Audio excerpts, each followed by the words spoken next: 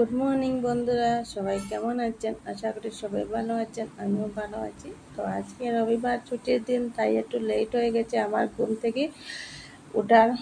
আর তোমাদের দাদাভাই সকাল সকাল ডিউটি চলে গেছে।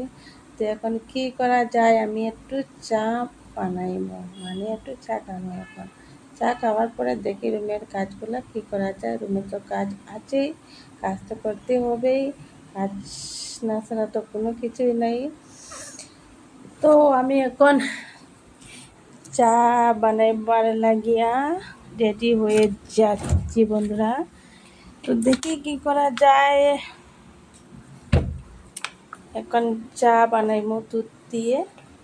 চা বানাইয়া চাটা খাওয়ার পরে কি করা যায়, কি কাজ করা যায় দেখি।